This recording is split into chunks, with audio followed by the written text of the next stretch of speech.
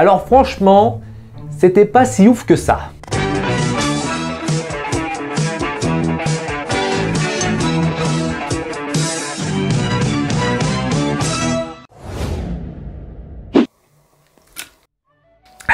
Salut.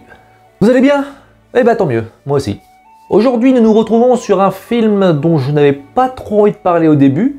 C'est pour ça qu'il arrive que maintenant sur la chaîne. Et vous allez comprendre pourquoi. Nous parlerons ici du Seigneur des Anneaux, réalisé par Peter Jackson et sorti en 2001. Alors je vais essayer de récapituler pour les rares personnes ne l'ayant pas vu. Hein, il y en a quand même peut-être, on ne sait jamais. Hein. Le Seigneur des Anneaux est une trilogie de 3 films qui forment une histoire brute. Donc c'est vraiment, ça se suit quoi. C'est un film d'heroic fantasy avec plein de créatures diverses, comme ça peut être des nains, des elfes, des créatures bizarres, des démons, des magiciens, et aussi des êtres humains. Ça mélange tout ça. Alors en fait l'histoire, c'est des anneaux qui ont été donnés aux gentils humains, aux gentils nains et aux gentils elfes. Donc tous les gentils ont des pouvoirs avec leurs anneaux. Forcément, il faut un méchant, et le méchant lui, il n'avait pas d'anneau, et il s'est dit, bah, vous savez quoi? Vous m'en avez pas donné, bah, je vais le forger moi-même.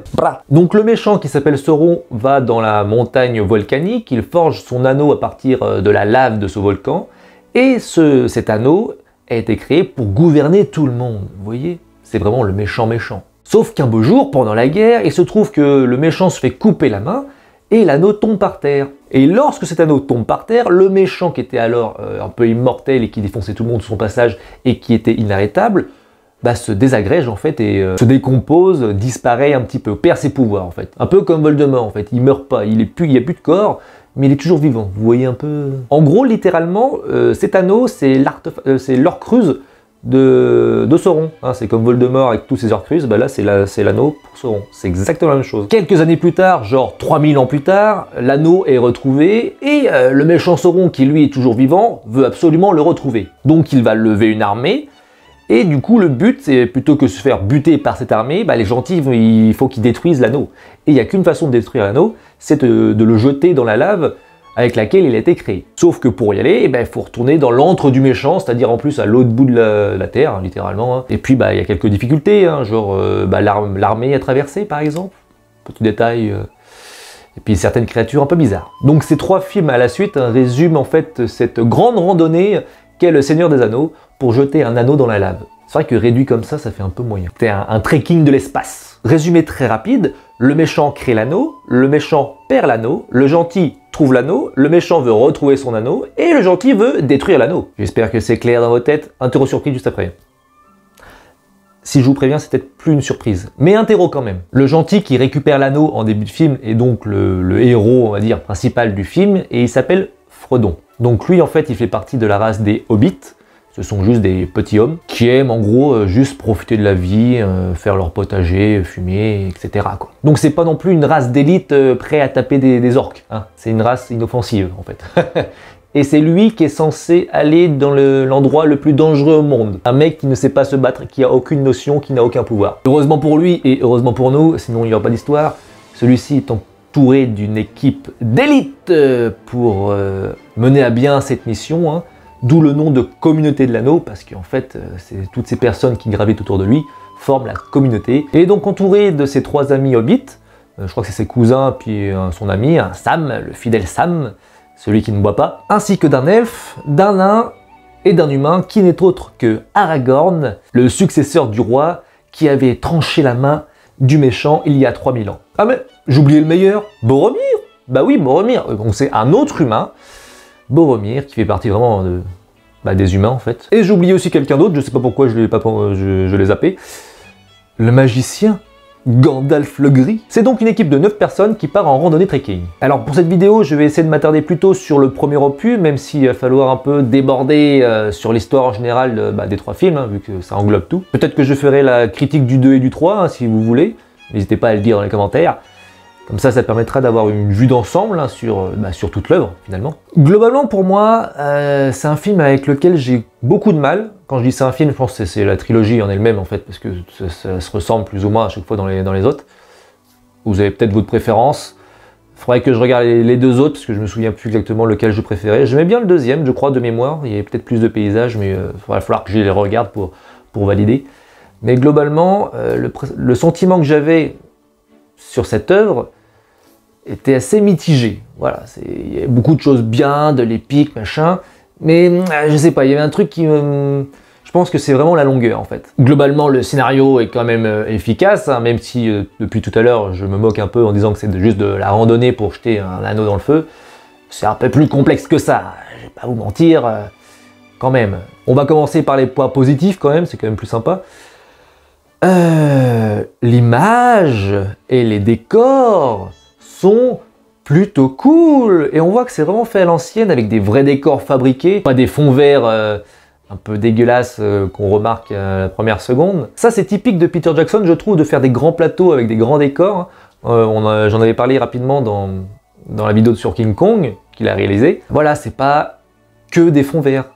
Il fait vraiment en sorte de faire un vrai truc pour que ce soit vraiment réel et plus impressionnant à l'écran. Ça, on pourra pas lui reprocher. Donc positif, l'image, le scénario, certains personnages, et puis c'est tout en fait. Les effets spéciaux sont bien aussi, je l'ai pas dit, mais quand même, c'est vrai qu'il y a quand même des sacrés bons effets spéciaux. D'ailleurs, c'est presque que ça le film, mais pour le coup, c'est bien fait, donc ça va. Malheureusement, même si le scénario s'en tire plutôt bien, on ne peut pas en dire autant de la réalisation. Donc attention, évidemment, je ne suis pas en train de dire que le film est mauvais, loin de là. Certains moments sont quand même admirables. Par exemple, je citerai les passages mettant en scène la poursuite des Nazgûl, ou bien la découverte des lieux féeriques, hein, comme le tunnel des mines de la Moria, ou encore de la Comté. D'ailleurs, pendant que j'y suis, les Nazgûl, dans l'histoire, c'est des méchants. Et à la base, en fait, c'est les humains qui avaient eu les anneaux du début. Hein, je vous ai dit qu'il y avait des anneaux qui avaient été donnés aux humains, d'autres aux elfes et d'autres aux nains.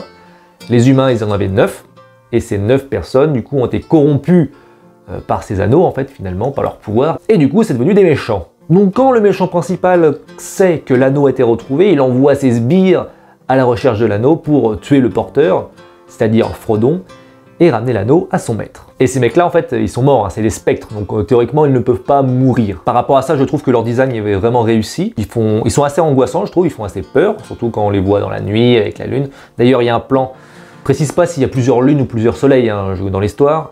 Et à un moment donné, au premier plan, tu as les hobbits qui sont cachés, avec la lumière dans leur dos. En fait, tu as deux lumières. Tu as une lumière qui est sur le dos des hobbits et une qui est dans le dos du cavalier, genre à l'opposé, quoi. En fait, tu as deux lumières. Mais quand je dis la lumière sur le cavalier, tu vois vraiment que c'est la lumière artificielle, quoi. C'est vraiment un truc blanc, pouf, un faisceau, le machin, quoi. Juste pour que ça soit plus stylé, tu sais, dans l'ombre de la nuit, avec la lumière derrière pour faire peur, tu vois. Je comprends le principe, je veux dire, mais quand tu as deux lumières inverses dans le même plan la nuit, c'est bizarre. Pas la course-poursuite avec le cheval, avec la gonzesse qui porte Frodon qui est blessé.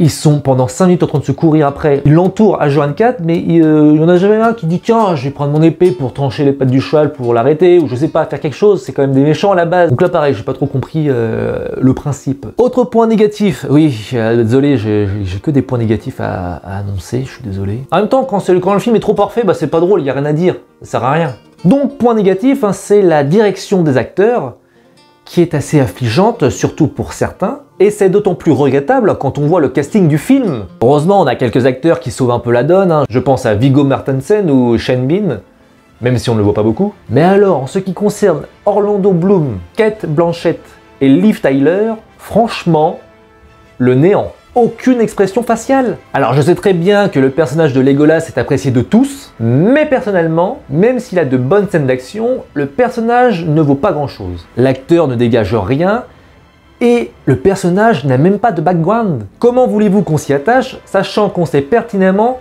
qu'il ne lui arrivera rien? En fait, il fallait juste un elfe dans l'expédition, il s'est proposé, il est parti, point.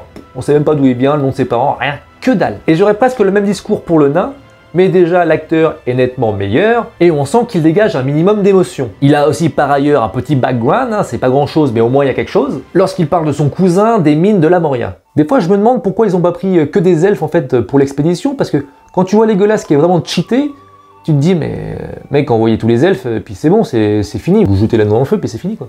Il y a même à un moment donné, il y a Gandalf qui a un oiseau. À ce moment-là, il part de la Terre du Milieu hein, parce qu'il était emprisonné. Hein. Et là tu te dis, bah, tu mets Frodon avec l'anneau sur l'oiseau, tu fais demi-tour, et puis tu vas jusqu'au volcan, puis tu jettes l'anneau, quoi. Au moins, tu vas jusqu'à la Terre du Milieu, et t'as quand même déjà traversé un petit bout de chemin juste en volant, sans t'épuiser, c'est quand même pratique. Non, c'est incohérent. Ou alors, il y avait aussi une autre solution, c'est que, tu sais, en fait, quand Frodon, il met l'anneau au doigt, il devient invisible, en fait. Et là, tu te dis, bah, pourquoi non plus...